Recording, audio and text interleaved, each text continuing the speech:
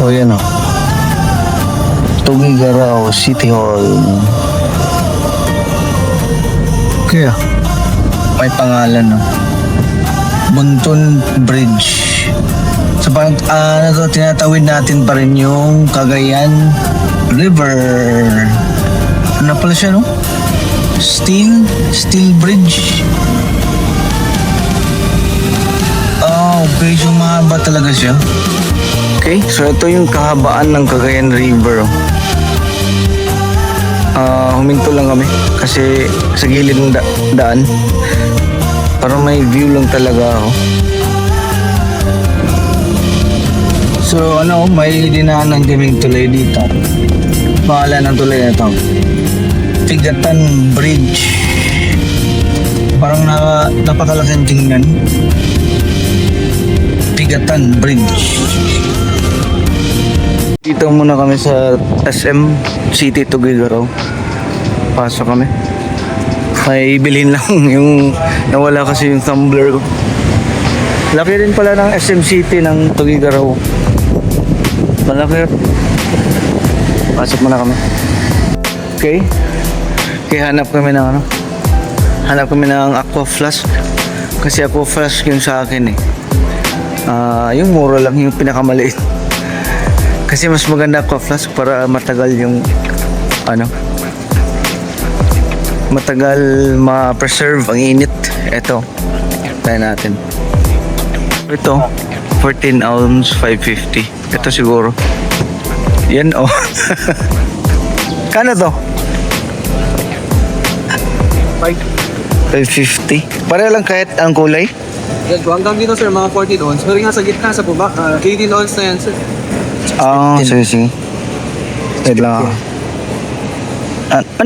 Ano ba to? Yung maliwanag sa gabi? Yung ganito? Halogen? Hindi naman. Hindi. 550 no? Yes po. Anong kulay na? Ba din yung trend dito? May second floor. Trend na pambata. Okay yung idea na yun. Okay, so yun, nakabili na. 550. 14 ounce. So, walang choice eh. Ito. Walang choice. Bili na lang. So, muna kami? Sagarin na yung ikot-ikot sa SM muna. Palamig. Bago didiretso ng Santa Ana. Yes, yun. Okay, tapos na kaming mag-lunch. So, ang plan is diretso na lang ng Santa Ana. So ngayon muna, ikot lang ng konti sa city. Gusto ko lang ipakita sa inyo yung City Hall ng Tugigaraw. Para naman na may idea tayo kung siya ang tingnan. Maganda kasi sa picture eh. So tayo natin tingnan. Daanan lang natin mga boss. Ito pala. Ito yung City Hall nila. Maganda naman pala. Pakita ko sa inyo.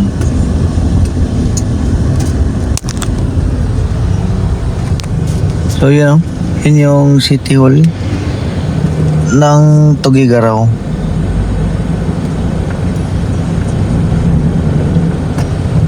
So parang ang hotel. So yan o. Tugigaraw City Hall. Kaya so lang siya, sa may sentro.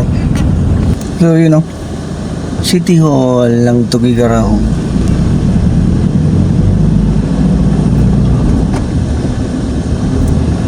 So ngayon muna tayo, daanan din natin yung Buntun Bridge. Tapos labas na tayo ng Tugigaraw. Yun na yun. Tapos diretso na tayo ng Santa Ana. Sa totoo pala, ang Tugigaraw is medyo malaking city rin. May malaking malls na rin yung SM tsaka Robinson. Marami na rin mga establishmento. Kaya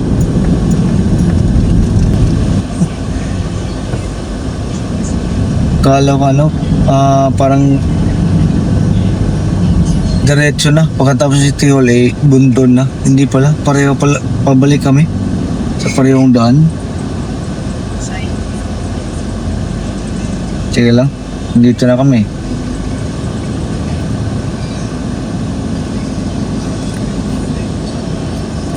Sige lang. Update ko kayo pag malapit na kami. Parang pagbalik ko nito, Bunton Bridge. So, ito. So, ito yung Bunton Bridge. Parang pala siya, lumang bridge. Oh? Ito yun okay. Yan may pangalan Bunton Bridge. So parang tinatawid natin pa rin yung Cagayan River. Ano pala siya Steel Bridge. Okay. So mahaba talaga siya. Mahaba siya Inulan pa kami. Talagang madilim yung langit. Pero sige lang. Okay. So ito pala. Parang ang pagkaalam ko is siya. Isa ngayon third longest bridge. Mahaba naman talaga. Tapos sa unahan, sa bundok may nakikita kang Solana.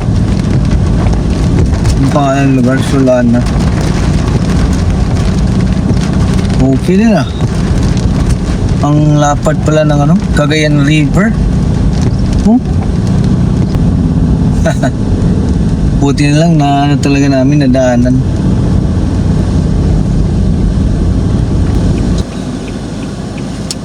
So talagang tayo dito mga boss, pabalikin tayo sa loob ng Tugigaraw. Pala, yung nadaanan namin kanina is yung pagdating namin pala sa Tugigaraw parang nandun na kami sana sa daan papuntang Santa Ana. Tapos nag-ikot-ikot kami. Tapos kung pa Bunton Bridge ka pabalik pala siya palabas ng Tugigaraw na papuntang Manila. So ang nangyari is balik na naman kami ulit. Sige lang, kaya lang yun. At least may second time kami sa Bunton Bridge.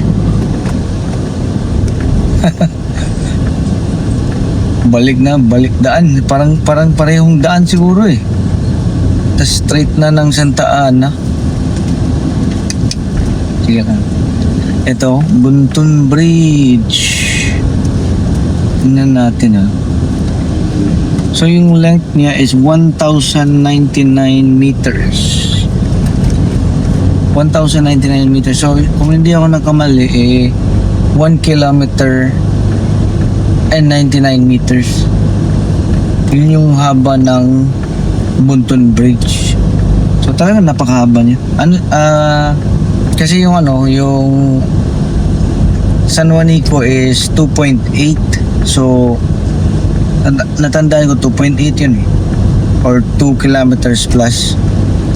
So parang times 2 to kumpara mo sa San Juanico, times 2. Pero yung sa CCLEX ng Cebu talagang mahaba yun mga boss. Sa amin 8.4 kilometers. So parang 8 Bunton Bridge. So sa mga hindi pa nakapunta ng Cebu invite ko na kayo. Try nyo pumunta ng Cebu para makita nyo rin yung sinasabing yung CCLEX. Okay, so parang palabas na kami ng Tugigaraw.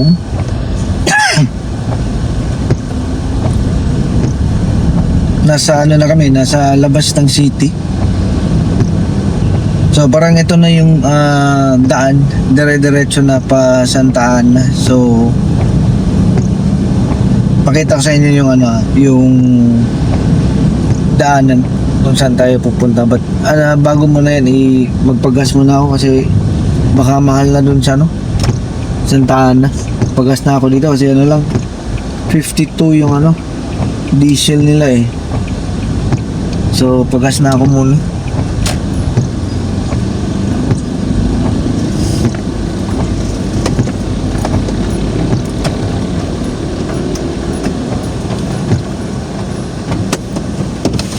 $500. Diesel Max, 500. 500. So yan, nagpagas na ako ng 500 kasi nag-full tank ako kanina eh. 9 liters. So full tank na rin ulit. Yan o.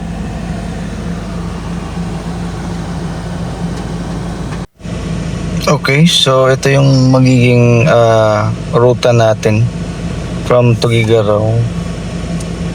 So 141 kilometers, 2 hours and 46 minutes. So yun kung nakikita nyo talagang kami papuntang dulo ng Pilipinas na sa kanan niya, pinakadulo talaga sige punta tayo na lang, update. Okay, so yun na nga, time check tayo mga boss, 1:30 PM. So ang try nating abutin ang Santa Ana ng alas 4 ng hapon. Pero kasi maulan talaga yung yung panahon. Pero sige lang, kaya naman. So anyway, gano'n na lang, try nating abutin ang 4 PM para maaraw pa pagdating na. So sige, update tayo. Okay, so na kami, nasa Poblasyon Igig.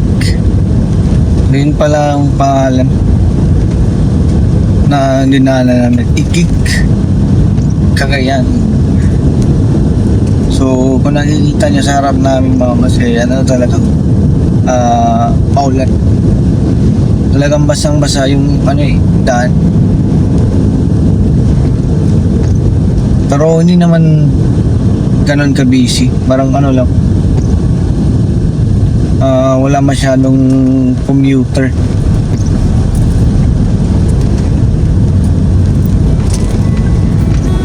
Igig. Tayo, Amulong. Welcome to Amulong. Hindi naman ganun kalayo sa sa Igig Poblasyon. So dito banda wala nang ulan. So okay na. Tapos parang kumonti na yung mga sasakyan na kasama namin sa daan.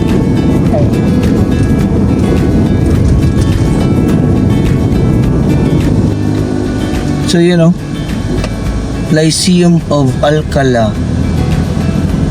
Santa Filomena. Okay. Parang yung church nila parang pareho talaga sa Santa Maria at saka yung yung Taway. Ganda.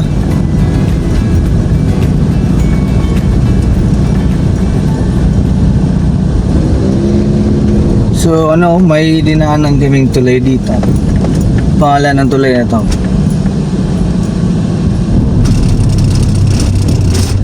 Pigatan Bridge. Parang napakalaking tingnan. Pigatan Bridge.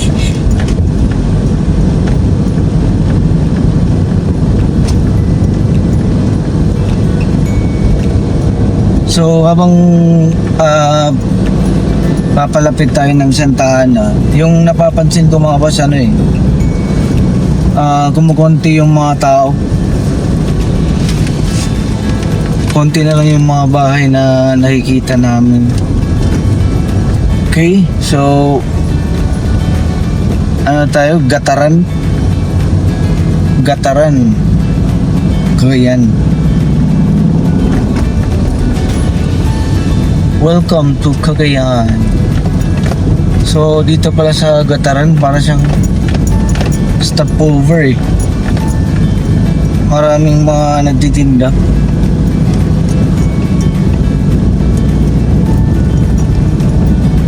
Maraming mga buko. Tsaka yung mga napasalubong sa Gataran, Cagayan.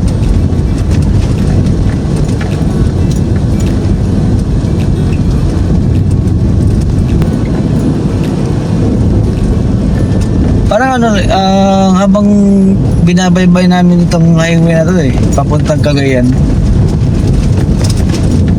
Parang maya-maya nakikita mo yung ano eh, Cagayan River sa gilid. Parang ano lang siya eh, nasa gilid lang ng highway eh, yung Cagayan River.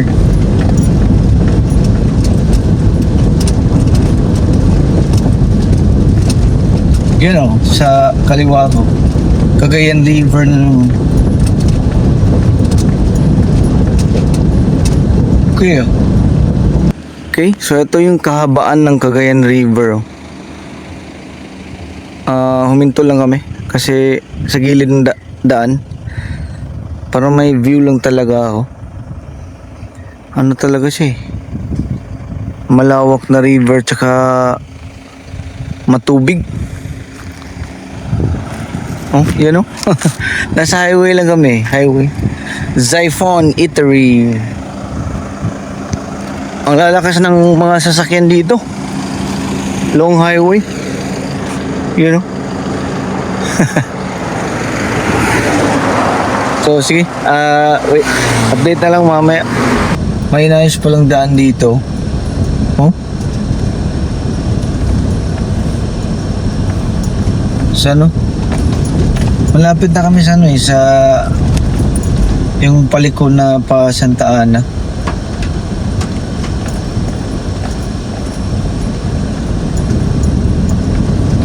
Pero konti lang naman. Di ganun kahaba.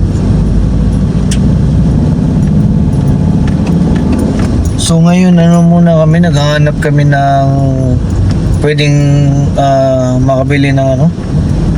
Na-try namin mag-restock kasi sa yung inuming ko, mga ganon. Kaya baka dito kami bibili.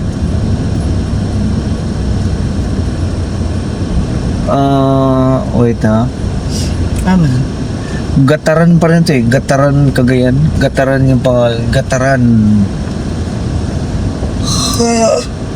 Wait ha. Wala kaming nakita ano. May video pa nga dito. Video. May mga establishmento eh. So baka pwede dito. May ano siguro to. Parang palengke. So ito parang ito na yung bilihan. Okay, may market. Buti naman. Kung kumanan kami doon, wala talaga. Wala kaming mabili. Ano nun eh, parang ano lang, bundok, bukid, ganun. So yan mo, so parang doon mo. Wait lang mga boss, bili kami. Okay, so nag-stop muna kami dito kasi yun nga, sabi ko mag-restock kami.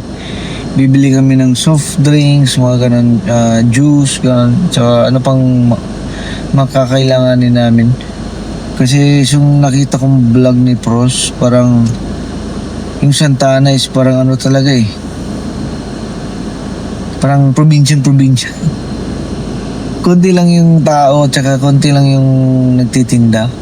Sa pagkaalam ko yun yung nakita ko sa video eh. So iba naman talaga yung nandun kay, di ba?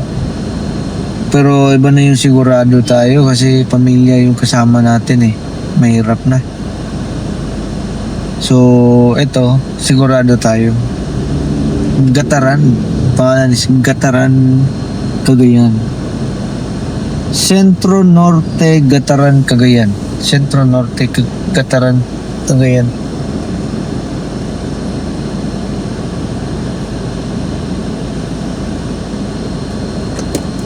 Layo na narating namin, no? Biruin mo, nasa ano na kami? Bandang norte na talaga ng Luzon, ang layo na. Iba talaga tong biyahe na to. Papasubo talaga. Sige lang, ano naman eh. Sulit naman talaga eh, kasi di ba? Kailan pa kaya magawa namin nito, toilet, di ba? Talagang ano to eh. Kailangan ng budget. Unang-una kailangan ng budget talaga to. Lalo na pag lima kami, budget talaga. Babudgetin nyo talaga yung pera nyo para ma-survive nyo to. Kasi kung hindi, baka siguro parang hindi namin talaga to mapuntahan lahat eh. So kaya ngayon ano talaga, nagbo-budget kami para mapuntahan namin lahat. Malayo pa to, malayo pa. Wala pa tayo sa Kalahati. Siguro ang Kalahati sa Apari.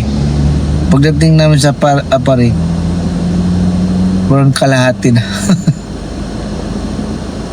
Or Pagudpod, gano'n. Kalahati na kami. Kasi yung etong biyahe na to, 20 days yung namin estimate. So, ano pa lang tayo? 8 araw. So, sige.